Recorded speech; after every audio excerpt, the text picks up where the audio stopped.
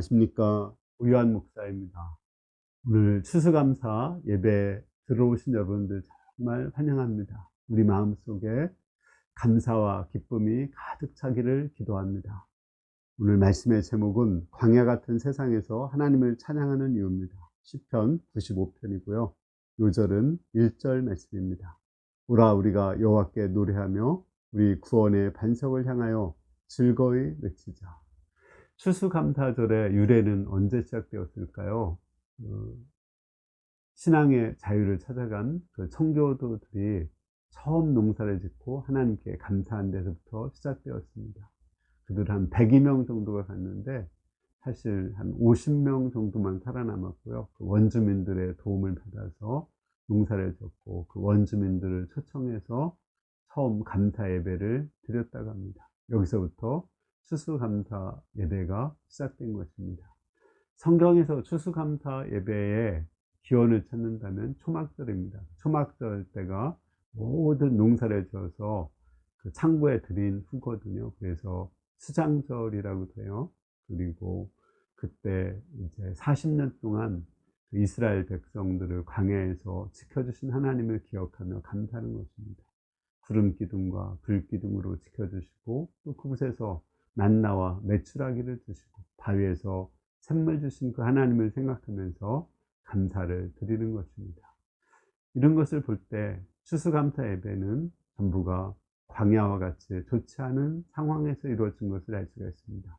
오늘 시편 말씀도 광야 같은 상황에서 하나님께 찬양을 하자고 감사하자고 외치고 있습니다. 1절에서 3절을 보겠습니다. 오라 우리가 여호와께 노래하며 우리 구원의 반석을 향해서 즐거이 외치자. 우리가 감사함으로 그 앞에 나가며 시를 지어 즐거이 그를 노래하자. 여호와는 크신 하나님이시오 모든 신들보다 크신 왕이기 때문이로다. 오늘 말씀의 배경은 뒤에 보면 광야 생활을 얘기하는 걸 볼 때 광야 같은 상황입니다. 정확히는 알 수 없지만 대략 이스라엘 백성들이 바벨론 포로에서 돌아온 상황으로 추측하고 있습니다. 그때 이스라엘 백성들은 성전이 무너졌고 성벽이 무너졌고 집도 무너졌습니다. 농사도 지은 것이 없었습니다. 그러한 상황이지만 우리가 즐겁게 노래하자, 즐겁게 외치자, 기쁘게 감사하자, 시를 지어서 노래하자고 외치고 있습니다. 마치 우리가 월드컵 4강전에서 역전승을 했죠. 전 국민이 기뻐서 와 함성을 울리면서 감사했습니다. 그런 것처럼 우리가 하나님께 뜨겁게 감사하자는 거예요. 근데 우리가 생각해 보면 알지만 그 광야 같은 상황, 정말 너무 힘든 상황인데 어떻게 감사할 수가 있을까요? 여기 보면 크신 하나님께서 그들과 함께 하시기 때문입니다. 하나님은 크실 뿐 아니라 좋으신 분이십니다. 하나님은 그 좋으신 분이기 때문에 광야 같은 상황도 또 좋게 만들어 주십니다. 뿐만 아니라 하나님은 왕이 되신다고 했습니다. 왕 중의 왕이기 때문에 모든 일을 최종 결정하시는 분이에요. 좋으신 하나님이 마지막으로 모든 것을 결정해 주시기 때문에 우리는 광야 같은 상황에서 하나님께 감사할 수 있습니다.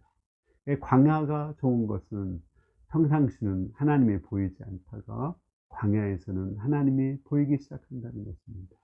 마치 캄캄한 밤에 별이 보이듯이 광야 같은 상황에서는 잊고 지냈던 하나님이 보이고 하나님이 함께 하심이 인식되기 때문에 그 좋으시고 크신 하나님, 왕이신 하나님이 우리와 함께 하신다는 걸 인식할 때 우리는 마음에서 기뻐서 와 함성을 울리며 하나님을 찬양할 수가 있습니다. 그런 성경의 예들이 많이 나오죠. 우리 야곱은 사실은 부모님 밑에서 이렇게 살고 있을 때 그 하나님을 믿는다고 했지만 그 하나님을 인식도 하지 못하고 살았습니다. 그러나 형이 죽인다고 해서 외삼촌 집으로 피난을 갈 때 첫 번째 날 광야에서 돌베개를 베고 잤습니다. 주위에 짐승의 울음소리가 나고 언제 강도가 올지 몰랐습니다. 찬 이슬이 내리고 추웠습니다. 그렇지만 그 밤에 꿈에 하나님이 나타나서 내가 너와 함께한다. 내가 너를 보호하고 너가 이 땅에 돌아올 때까지 너를 지켜주실 거라고 약속해 주셨습니다. 그 하나님을 보았을 때 그는 일어나서 그 자기가 돌베개했던 것을 제단 세우고 하나님께 예배를 드렸습니다. 그리고 그 제단 이름을 베델이라고 했습니다. 베델은 하나님의 집이라는 뜻입니다. 천국이란 말이죠.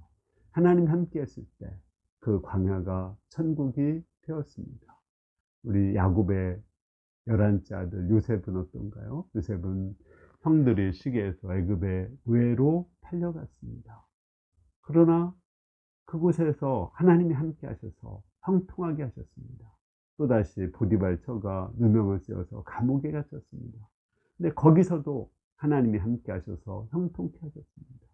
비록 그가 노예로 살고 죄인으로 있었지만 하나님이 함께 하셨을 때 형통해졌고, 그 형통해졌을 때 그 노예살이도 감옥 생활도 그곳이 천국이 되었습니다. 다윗은 어떻습니까? 사울 왕에게 쫓기고 아들 압살롬에게 쫓겨서 광야 생활을 했습니다. 그러나 그 광야 생활 속에서 하나님이 자신과 함께 하시는 것을 보게 되었습니다. 그때 쓴 시가 시편 23편입니다. 그는 사망의 음침한 골짜기를 지날 때가 있었고 원수가 자기 바로 눈앞에 있을 때도 있었습니다. 그러나 하나님이 함께 하셨기 때문에 거기가 푸른 풀밭이고 또 쉴만한 물가라고 노래하고 있습니다. 푸른 풀밭, 쉴만한 물가가 뭐예요? 천국 아닙니까? 거기가 천국이 되었던 것입니다. 이스라엘 백성들은 그 죄악으로 인해서 70년 바벨론 생활을 했습니다. 그곳에서 신앙생활 하다가 기도한다고 사자굴에 집어넣어졌어요. 그 사자굴 속에 하나님이 함께 하셨어요. 그러니까 하나님이 함께 하자 사자굴이 천국이 되었고, 또 느부갓네살 왕 금신상에게 절하지 않자 다니엘의 세 친구는 풀무불에 들어갔습니다. 네, 거기에 하나님이 함께 하시자 풀무불이 천국이 되었습니다. 이와 같이 하나님이 함께 하시면 우리가 어떤 곳에 있을지라도 그곳이 천국이 됩니다. 하나님이 함께 하지 않는다면 아무리 좋은 환경이라도 거기가 지옥 같고 슬프고 두려운 곳이 될 수밖에 없습니다. 광야의 좋은 점은 그 광야를 통해서 우리의 좋으신 하나님, 왕이신 하나님이 우리와 함께 하시는 것을 발견할 수 있다는 것입니다. 4절에서 7절 전반부를 보겠습니다. 땅의 깊은 곳이 그의 손안에 있으며 산들의 높은 곳도 그의 것이로다. 바다도 그의 것이다. 그가 만드셨고 육지도 그의 손으로 지으셨도다. 오라 우리가 굽혀 경배하며 우리를 지으신 여호와 앞에 무릎을 꿇자. 그는 우리의 하나님이시요 우리는 그가 기르시는 백성이며 그의 손이 돌보시는 양이기 때문입니다. 우리와 함께 하신 하나님은 하늘과 땅과 바다를 만드신 창조주 하나님이십니다. 전능하신 하나님이십니다. 그 하나님이 우리를 돌보시는 목자십니다. 우리를 기르시는 목자십니다. 좋은 목자십니다. 우리를 위해서 목숨을 버리시는, 우리를 죄악에서 구원하기 위해서 십자가에서 그 목숨을 버리신 사랑의 하나님이십니다. 이 하나님이 때로는 우리를 이렇게 좋은 곳으로만, 이렇게 꽃길로만 인도하는 것이 아닙니다. 때로는 가시밭길로 인도하고 고난의 길로 인도하기도 합니다. 그러나 그 고난의 길이 우리한테 유익하기 때문에 고난의 길로 인도하는 것입니다. 그러므로 우리는 고난의 길에 가시밭길로 갈 때도 허리를 굽히고 무릎을 꿇고 하나님께 감사하고 하나님을 찬양을 드려야 됩니다. 우리 인간은 환경이 좋은 것이 꼭 좋은 것이 아닙니다. 솔로몬은 그렇게 부귀영화를 누렸지만 하나님을 버리고 우상숭배하다가 타락해버렸습니다. 다윗은 그렇게 많은 고난과 시련을 겪었지만 그렇게 하나님을 사랑하고 예수 그리스도의 그림자가 되었습니다. 이스라엘 백성들 얼마나 많은 고난을 받았습니까? 430년 애굽의 노예살이, 70년 바벨론 포로 생활, 그 외에도 한 2500년 동안 나라 없는 슬픔을 지냈습니다. 그러나 세계에서 가장 뛰어난 민족이 되었고, 거기서 메시아가 나오고 그들이 세계에 복을 나눠주는 복의 근원의 나라, 제사장 나라가 되었습니다. 이런 것을 볼 때 때로는 우리의 원대로, 우리의 뜻대로 하나님이 인도해 주지 않는다 할지라도 우리는 허리를 굽히고 무릎을 꿇고 하나님께 감사와 찬송을 드려야 됩니다.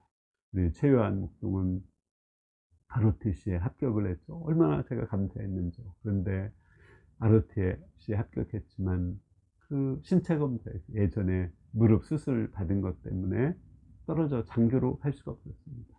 우리는 그 뜻을 알 수 없었지만 나중에 보니까 이분이 오래 서 있어도 무릎이 아픈 거예요. 장교로 가서 그 센 훈련을 받았다면 오히려 몸이 망가질 수가 있었던 것입니다. 그래서 하나님께서 최요한 목동을 보호하시려고 장교로 가지 않고 병으로 가셔서 또 함께 하심을 보여주신 것입니다. 이런 것을 생각할 때 비록 장교로 가지 않았을지라도 불신에 빠지지 않고 감사할 수가 있는 것입니다. 마찬가지로 저도 비슷합니다. 저는 3번이나 우리 전임 사역자를 세우고자 기도했는데 실패를 했습니다. 왜 하나님이 이렇게 들어주지 않는가? 근데 나중에 생각해 보니까 하나님이 나를 전임 사역자로 쓰시고 나를 통해서 성경 66권 강해서 유튜브 강의를 하고자 하는 뜻이 있었던 것입니다. 또 세우고자 했던 그 3분도 다 목자로 또 하나님께 쓰임받게 하셨습니다. 우리가 하나님의 뜻을 다 모르고 하나님의 수를 다 알지 못합니다. 따라서 우리는 내 뜻대로 되지 않았을지라도 허리를 굽히고 무릎을 꿇고 하나님께 감사를 하고 찬양을 드려야 됩니다. 7절 후반절에서 8절을 보겠습니다. 너희가 오늘 그의 음성을 듣거든 너희는 무리바에서와 같이 또 광야의 마사에서 지냈던 것 같이 너희 마음을 완악하게 하지 말라. 우리가 광야에서 하나님을 찬양해야 되는 것이 맞지만 실제 광야 생활을 하다 보면 마음이 딱딱해지기 쉽습니다. 마치 살갗이 피부가 상처가 나면 딱딱해지듯이 우리 마음도 상처를 받으면 딱딱해지고 완악해져서 무리바와 마사와 같이 다투고 또 하나님을 교만하게 시험하기가 쉽습니다. 무리바라는 말은 다투다는 뜻이고 마사라는 것은 하나님을 시험했다는 말입니다. 이스라엘 백성은 2번 하나님과 다투고 시험을 했습니다. 한 번은 출애굽한 후에 얼마 지나지 않아서 물이 없을 때 모세에게 물을 주지 않는다고 모세하고 다퉜습니다. 하나님은 바위에 서시고 모세에게 바위를 치라고 하셔서 물을 주셔서 이스라엘 백성들에게 그 하나님의 거룩함을 나타내 주셨습니다. 근데 또 그 후에 한참 지나서 광야에서 똑같은 상황이 펼쳐졌습니다. 그때도 이스라엘 백성은 또 모세와 다투면서 우리에게 물을 달라고 하고 과연 여기 하나님이 살아계시냐고 하나님에게 대해서 교만하게 시험을 했습니다. 모세도 혈기를 참지 못하고 이들과 싸웠습니다. 하나님은 바위를 명령해서 물을 내라고 했는데 이번에는 명령해서 물을 내지 않고 바위를 2번 치면서 내가 물을 내랴 하며 혈기를 부렸습니다. 그렇지만 하나님은 자신의 거룩함을 나타내셔서 말씀에 불순종했는데도 물을 내어 주셨습니다. 우리 하나님은 항상 온유하시고 겸손하시고 십자가에 죽으시고 거룩하신 분이시고 성령의 생수를 주시는 분이십니다. 그런데 우리 인간은 이렇게 힘들고 어려우면 이렇게 하나님에 대해서 시험하고 또 원망하고 불평하고 혈기 부리고 싸우기가 쉽습니다. 어떻게 하면 이런 혈기와 그 교만함을 극복할 수 있을까요? 9절을 보겠습니다. 그때 너희 조상들이 내가 행한 일을 보고서도 나를 시험하고 조사했도다. 하나님이 행하신 일을 기억할 때 그런 시험에 빠지지 않을 수 있습니다. 10가지 재앙을 통해서 이스라엘을 430년의 노예살이에서 구원하셨습니다. 홍해가 갈라지는 놀라운 일을 행하시고 광야에서 바위에서 물을 주시고 또 하늘에서 메추라기와 만나를 주셨습니다. 구름 기둥과 불 기둥으로 더위와 추위를 막아주셨습니다. 이를 기억할 때 이 하나님이 지금도 우리와 함께 계신다는 걸 기억할 때 그들은 하나님께 원망하고 혈기 부리지 않고 또 마음에 오히려 감사하고 찬양을 드릴 수가 있는 것입니다. 문제는 우리가 함께 하시는 그 하나님을 잊어버리고 현실을 자꾸만 크게 보는 것입니다. 이로 인해서 우리가 불신에 빠져서 또 하나님의 징계를 받을 수 있습니다. 10절에서 11절입니다. 내가 40년 동안 그 세대로 말미암아 근심하여 이르기를 그들은 마음이 미혹된 백성이라 내 길을 알지 못한다 하였도다. 그러므로 내가 노하여 맹세하기를 그들이 내 안식에 들어오지 못하리라 하였도다. 이 사건은 이스라엘 백성이 왜 40년 동안 광야 생활을 해야 되었는지, 왜 가나안 땅에 들어가지 못했는지를 가르쳐 주는 것입니다. 하나님은 가데스 바네아, 그 이스라엘의 그 남부 지방 바로 밑에 있는 곳입니다. 가나안 땅을 정탐하도록 12두령을 보내라고 했습니다. 그때 갈렙과 여호수아 외에 12령은 가나안 땅을 악통했습니다. 거기에는 이렇게 젖과 꿀이 흐르는 땅이지만 키가 장대한 가나안 원주민이 살고 있고 철병거가 있다. 우리는 그들이 보기에도 메뚜기 같다. 우리는 그 땅을 점령할 수 없다. 새로운 지도자 세우고 돌아가자. 애굽으로 가자고 했습니다. 그러자 모든 백성들이 그냥 밤새워서 울었습니다. 하나님은 그들이 죽었으면 좋겠다고 하니까 그들이 광야에서 죽게 하겠다고 하시고 40년 동안 광야에 다 죽을 동안 광야 생활을 하게 하셨습니다. 그들은 40년 동안 광야 생활을 하면서 하나님의 훈련을 받고 가나안 땅에 들어가지 못하게 하셨습니다. 그렇지만 그들이 40년 광야 생활을 하는데도 하나님의 사랑이 나타나 있었습니다. 하나님의 사랑을 생각할 때 그들은 40년 광야 생활에서도 감사할 수 있습니다. 40년 광야 생활을 통해서 그들은 일상이 기적이라는 것을 깨닫게 됩니다. 물을 마시고 밥을 먹는 것, 이게 너무 당연하고 평범한 것 같았는데 광야를 지나다 보니까 당연한 것이 아니고 평범한 것이 아니고 하나님의 은혜라는 것을 깨닫게 되고 감사하고 찬양을 하게 됩니다. 그리고 이 광야에서 꿀을 취하게 됩니다. 그 광야에서 그 40년 광야 생활하면서 모세는 모세 오경을 쓸 수가 있었습니다. 바울도 옥중에서 광야와 같이 지냈죠. 거기서 옥중 서신을 썼고 사도 요한도 반모섬에서 광야 생활을 했지만 요한 계시록을 썼습니다. 이와 같이 광야 생활이 우리에게 유익한 점이 많이 있습니다. 우리가 코로나 지나면서 정말 감사한 것은 이전에는 당연하게 생각했던 것이 일상이 기적이라는 것, 은혜였다는 것을 깨닫게 된 것입니다. 우리 박원서 소설가는 허리를 다치고 나서 일상이 기적이라는 것을 깨달았다고 합니다. 그는 혼자서 일어나고 좋아하는 사람들과 웃으며 이야기하고 함께 식사하고 산책하는 이러한 사소한 것이 기적이 아닌가 바라고 있습니다. 우리 눈을 하나 구입하려면 1억이 들고 눈을 2개를 갈아 끼우려면 2억이 들고 심장 하나 바꾸는데 3천만 원, 심장 바꾸는데 5억 원, 간 이식하는데 7천만 원, 또 팔다리가 없어서 의수와 의족을 끼우려면 또 많은 돈이 듭니다. 이분이 계산을 해보니까 우리가 건강하게 살아가는데 51억 원의 넘는 그 재산을 가지고 있는 거예요. 우리가 이렇게 일상적인 생활을 할 수 있는 것, 이것이 우리가 코로나 이 시기에 우리가 하나님께 감사할 수 있는 것입니다. 코로나 시기에도 우리는 하나님께 정말 감사할 수 있습니다. 또 코로나 시기이기 때문에 하나님께서 우리에게 많은 꿀을 또 취하게 하셨습니다.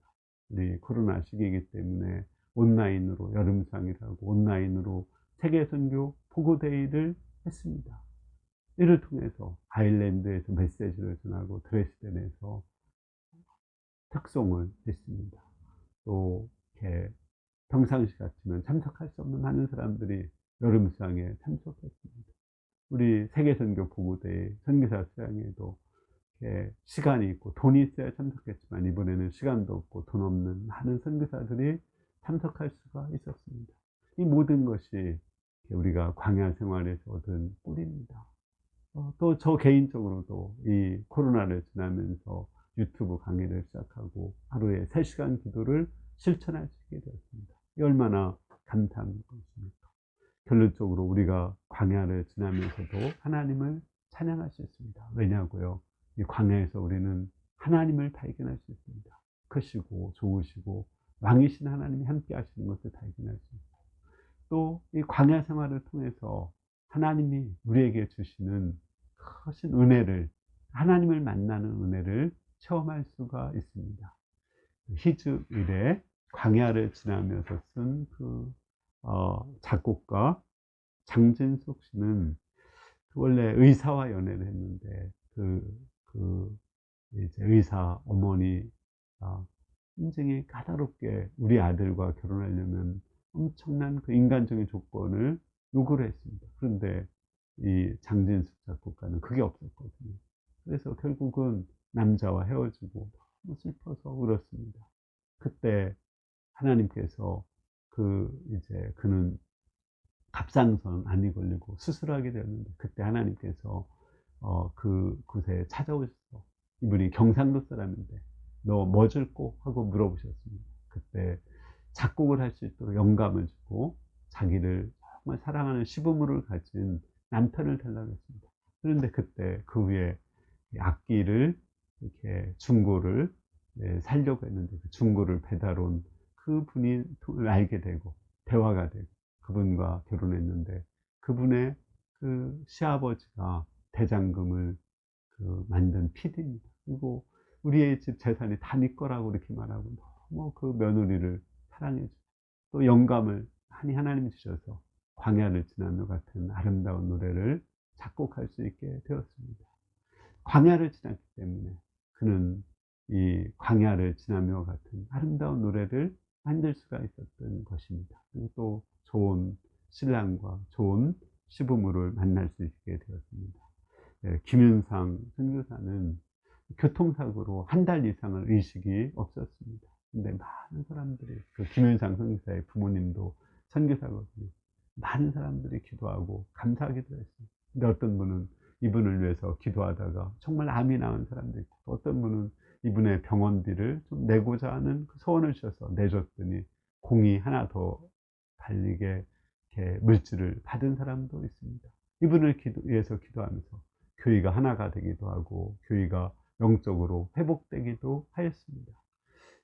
또 본인 자체도 한 달 후에 깨어났고, 그 꿈속에서 아니면 환상 속에서 예수님의 보혈과 그 구원의 중요성을 깨달았습니다. 예수님의 보혈, 구원을 외치자 자기 주위에 있던 그 사단들이, 마귀들이 다 떠나고 그가 살아나게 되었다고 간증을 했습니다. 이렇게 광야를 지나면서도 우리가 하나님을 바라보고 감사하고 찬양을 할 때 하나님께서 놀라운 구원의 역사, 생명의 역사, 풍성한 역사를 이루어 주십니다. 우리가 2년 동안 이제 코로나 이런 위험의 시간을 지나고 있지만, 우리가 마음속으로 더 뜨겁게 감사하고 찬양하는 가운데 하나님이 놀랍게 일하시는 것을 우리가 체험할 수 있기를 기도합니다. 기도하겠습니다.